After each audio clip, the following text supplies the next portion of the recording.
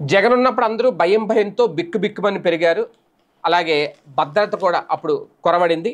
ఇప్పుడు కూటమి ప్రభుత్వం వచ్చాక, చంద్రబాబు నాయుడు గారు వచ్చాక భయం పోయింది, భద్రత పెరిగింది, నేరాల సంఖ్య భారీగా తగ్గింది అనే ఒక లెక్క అయితే తెర మీద తీసుకొచ్చారు. ఇప్పుడు తాజాగా ప్రతి పల్లెలో సీసీ కెమెరాలతో నిఘా, ప్రతి పోలీస్ స్టేషన్ పరిధిలో డ్రోన్లతో పర్యవేక్షణ, రాష్ట్ర వ్యాప్తంగా ఏఐ అంటే ఆర్టిఫిషియల్ ఇంటెలిజెన్స్ పోలీసింగ్, దీని ఫలితంగా నేరస్తుల వెన్నులో వణుకు పుడుతోంది. రాష్ట్రంలో శాంతి భద్రతల పరిస్థితి అంచనా వేసేందుకు ఏటా నమోదయ్యే కేసుల సంఖ్య ప్రధాన కొలమానం.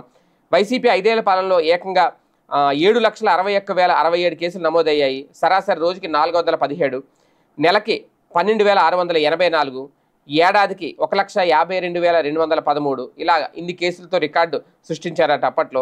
వైసీపీ అధికారంలోకి వచ్చిన 2019 జూన్ 1 నుంచి 2020 మే 31 వరకు రాష్ట్ర చరిత్రలో ఎప్పుడూ లేని విధంగా 1,86,386 ఎఫ్ఐఆర్లు రిజిస్టర్ అయ్యాయి. తర్వాత ఏడాదిలో 2020-21లో 1,58,505 కేసులు నమోదయ్యాయి.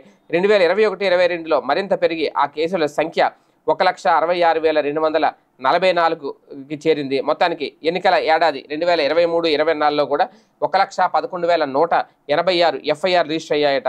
అయితే కూటమి ప్రభుత్వం గత ఏడాది జూన్లో అధికారంలోకి వచ్చాక నేరాలకు పాల్పడిన వారిని వెతికి పట్టుకుని కేసులు పెట్టి జైలుకి పంపించింది.